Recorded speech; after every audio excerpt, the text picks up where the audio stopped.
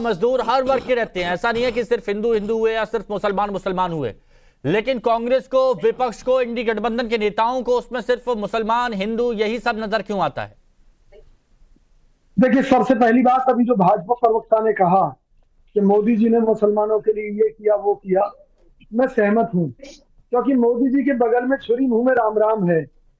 वो हिंदुओं को मुसलमानों से डराते हैं, दूसरी तरफ मुसलमानों का तुष्टीकरण करने का खूब प्रयास कर रहे हैं मोदी जी। आलम यह है कि हिंदुओं के बच्चों को मरने के लिए कहाँ भेजा जा रहा है? इजराइल।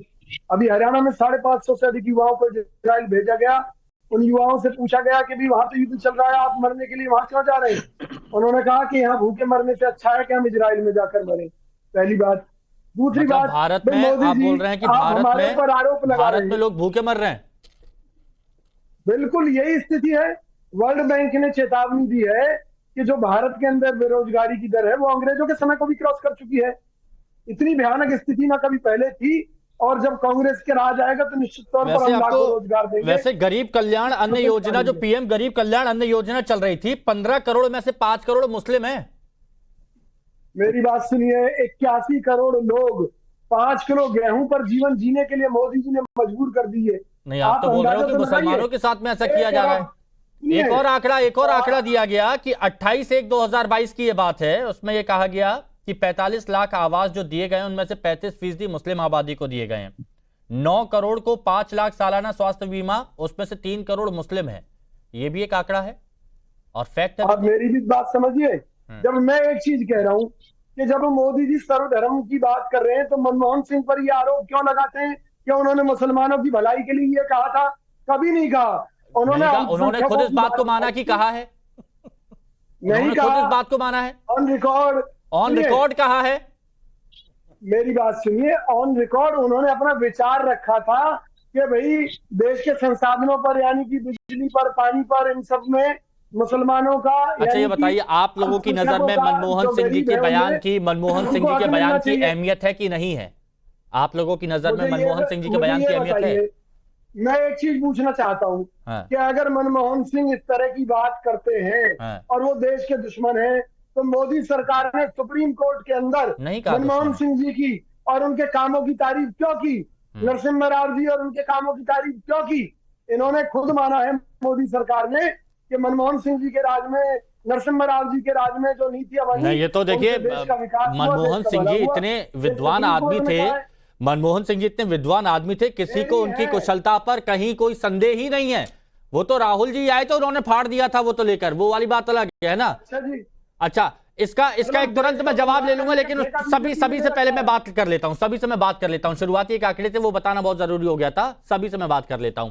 अब मैं आ रहा हूं, एक मिनट आ रहा हूं। दानिश जी, पहले भी इस मुद्दे पर कई बार बात हुई है, लेकिन आज मैं चाहता हूं कि आप अपने मन की बात यहां पर सबके साथ साझा करें कि आखिर क्यों सिर्फ हिंदू मुस्लिम की ही बात की जा रही है दोनों तरफ से।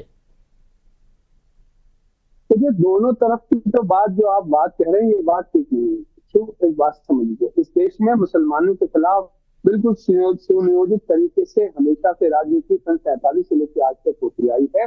चाहे आरक्षण की बात हो, चाहे मुसलमानों की प्रोपोर्शनल रिप्रेजेंटेशन की बात हो, इन तमाम चीजों में चाहे कांग्रेस हो चाहे भाजपा हो, दोनों एक सिक्के के दो पहलू हैं, इसमें कोई दो राय नहीं। तो कोई चाहे कुछ भी करे।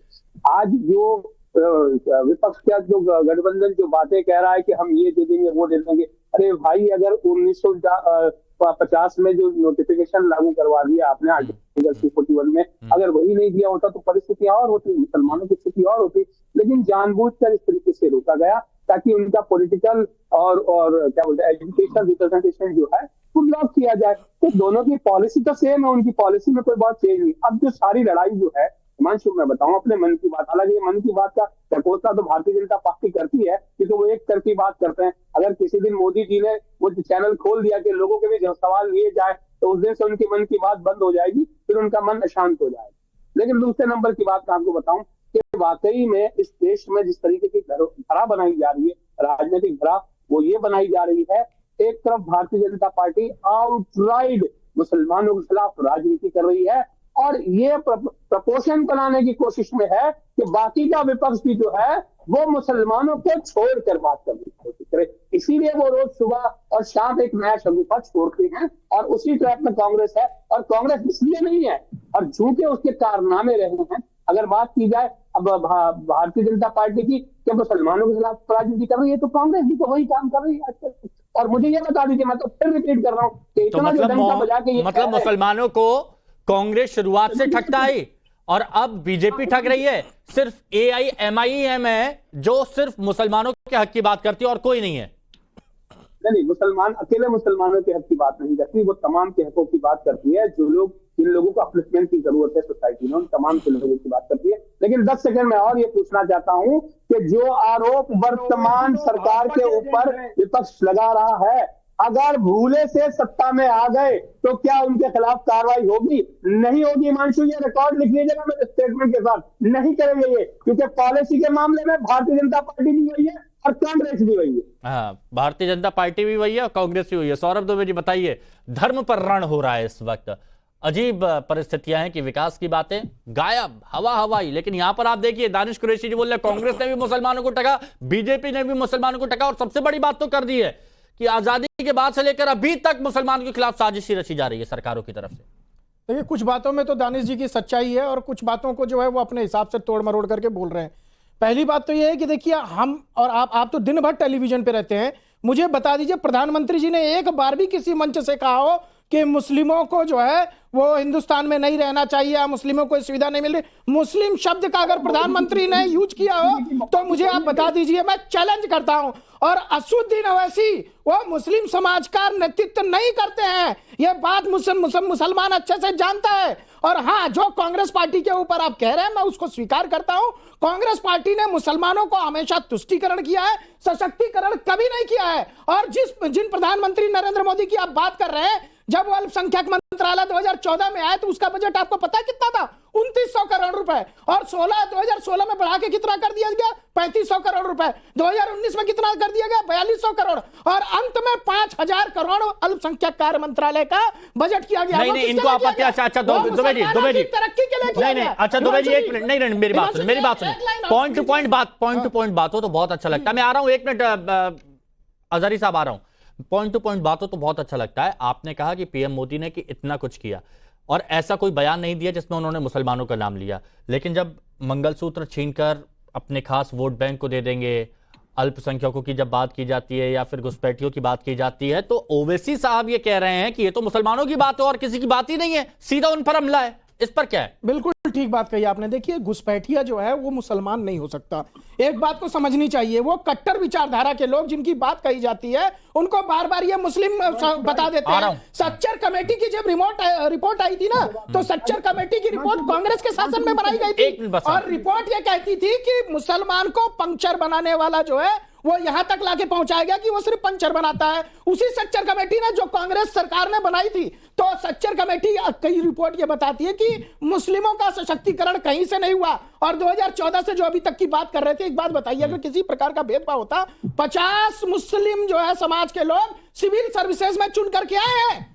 अगर ये मोदी सरकार की देन नहीं है, मोदी सरकार ने अब 140 करोड़ के में जब हिंदू मुसलमान नहीं देखा। अच्छा, एक मिनट नहीं, थोड़ा सा और रुक जाइएगा। दानिश कुरैशी जी, इकट्ठा होऊंगा आपके पास, लेकिन अजहरी साहब जरा ये बताइए कि ये जो सरकार की तरफ से आंकड़े पेश किए गए, नहीं सर प्लीज मानिए ना, अजहरी साहब बुरा मान जाएंगे। अजहरी साहब जरा ये बताइए कि बीच सरकार बोलती है कि हमने उड़ान योजना मुस्लिम छात्रों के लिए दी, शादी सगुन योजना ग्रेजुएट महिला लड़कियों के लिए, उस्ताद योजना, ईदी योजना, और ये सारे आवास जो मैंने अभी इससे पहले आंकड़े बताए, ये सब सरकार कह रही है कि हमने किया है। क्या फिर भी आपको लगता है कि मुसलमानों के लिए कुछ नहीं किया सरकार ने? हमेशा ठगा है पहले से लेकर अब तक।